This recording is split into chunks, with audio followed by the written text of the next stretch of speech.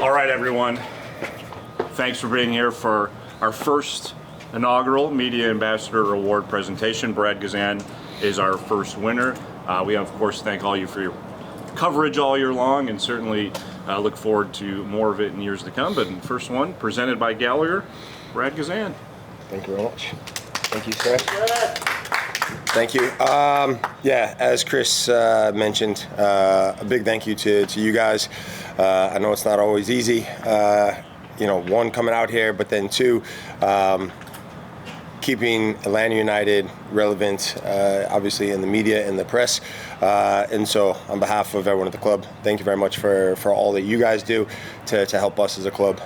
It's an honor to receive this, but more importantly, just want to say thank you to each and every one of you guys. So thank you very much. We'll go to questions. Thanks, Brad. Appreciate it. Is that going to replace wedding photos and children's photos and everything? I think so. I would say thank you for helping us do our work, because I know it's not easy for you guys. Well, the feeling is mutual, like I said. So, like I said, it's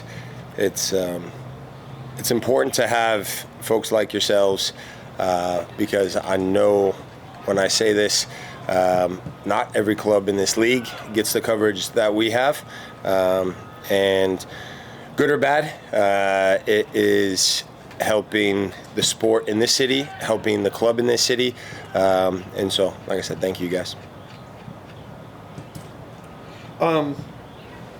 Switching to the game,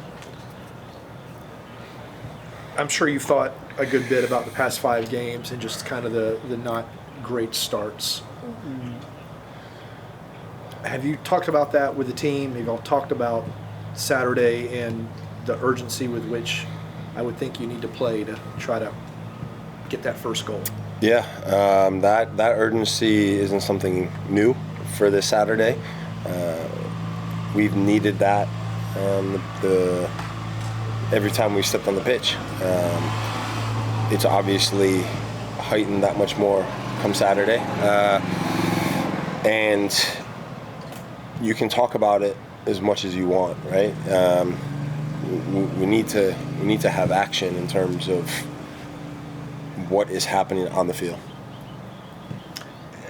Have y'all just talked internally about why it's not there? Those conversations happen, and like I said, it's easy to talk in a private setting. It's easy to talk in a locker room setting. You need guys to be strong. You need guys to be brave. You need guys to want it. And you can talk all you want. We need action. Y'all have beaten Red Bulls in the regular season one time, and it came at Mercedes-Benz Stadium. I think it was last year. So how fun would it be to flip the script on just maybe the season and getting a win on them, and maybe having a spark going into these last 2 games? Yeah, that's all we can control, right? In terms of what's ahead of us, and that's the next game. And obviously going in against them, a team we just played up at their place, it's going to be a feisty game, I'm sure, for different reasons, and one that we want to be in the home team, like you mentioned, turn things around in terms of our performance, in terms of giving our fans something to cheer about, and two, you see what happens elsewhere in the league, sort of thing. But we need to be focused and concentrated about ourselves. On this kind of topic of intensity and things, I'm just curious, just talk to a lot of athletes, and they talk about kind of they're like a different person when they're on the field, obviously, than when they are in their personal lives, and a switch gets flipped at some point during the course of the day leading up to a game or before the game. Do you feel that happens to you, first of all, and how do you get to that place mentally? I don't know if it's a switch per se. I'm not I'm not good enough to flip a switch. And to be honest with you, I'm not sure if we have anybody in our locker room that's good enough to flip a switch. I think there's probably a handful of people in world football that are good enough to flip a switch. The preparation isn't about when we get to the stadium, isn't about, it started when the final whistle blew the other night. And whether it's 2 days of training, whether it's a walkthrough, whether it's a video session, whether it's conversations talking about with the manager and the coaching staff on the whiteboard, that's all preparation. And you've got to be mentally switched on during those moments, so that when you get to the stadium and when the whistle blows for the game, that you're ready to go. Like I said, we're not good enough to show up to the stadium, think that we're fantastic, and then when the whistle blows, say, right, I'm going to flip the switch and I'm going to be ready to go. It doesn't work like that. And so for me, it's about the preparation going into the game, feeling prepared. After I'm done talking to you guys, we're going to go and watch some video and the good things and the bad things of, what we went through in terms of up at their place, and different areas we hope to try and expose and whatnot. And from a goalkeeping standpoint, what dangers they have. Obviously Forsberg's back, right? So now that's a different element. But it's one that's constant. It's constant preparation. And of course, I'm not talking about tactics with my kids at home, probably watching Bluey or something, but it's certainly in the back of my mind that, I've got a massive game to prepare for and make sure that I'm doing the things that put me in a state to go and perform and compete. From whistle to whistle, are you satisfied with what you're seeing as team captain from your teammates with all the things you just talked about? I don't think anyone would say we're satisfied with where we're at. Not where you're at, but with the preparation, the work that your teammates are doing. Are you satisfied as captain that? Listen, I there's think no switch. Listen, everybody prepares differently. I can't change somebody's preparation, right? I can help them. The coaching staff can help them. Video analysts, they can help, the players.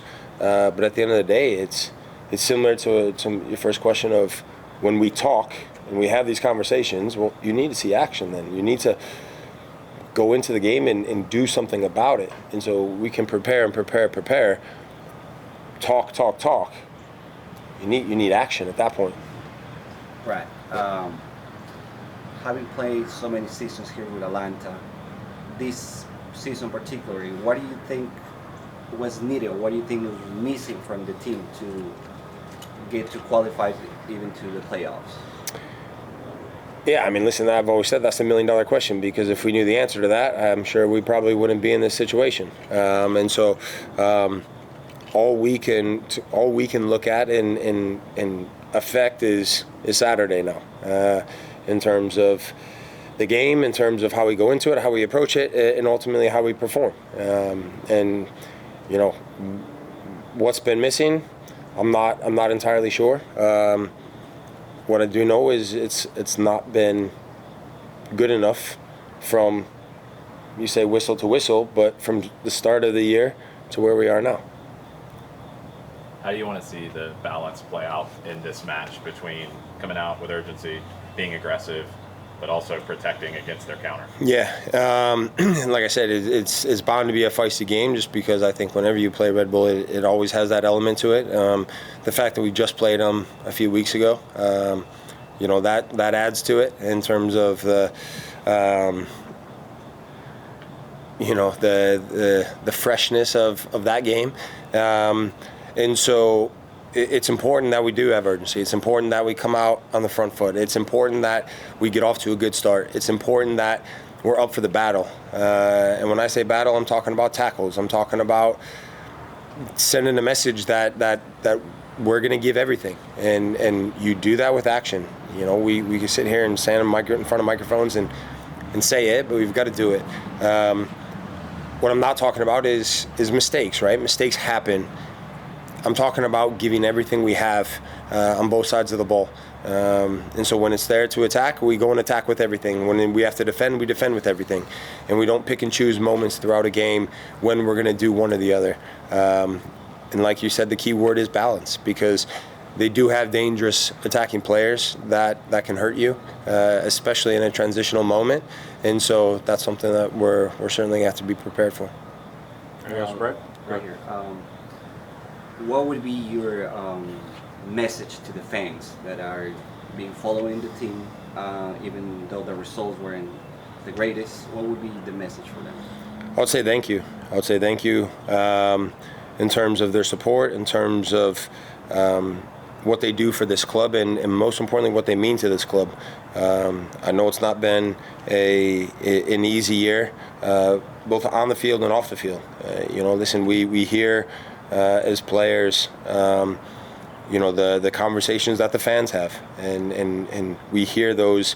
And so what I would say is thank you, because it's not easy, and when we hear that support, it means everything, and not just to this group of players, but it means everything to this club, because I've always said without your fans, without our fans and our supporters, Atlanta United isn't the Atlanta United that we know. And so I would say thank you.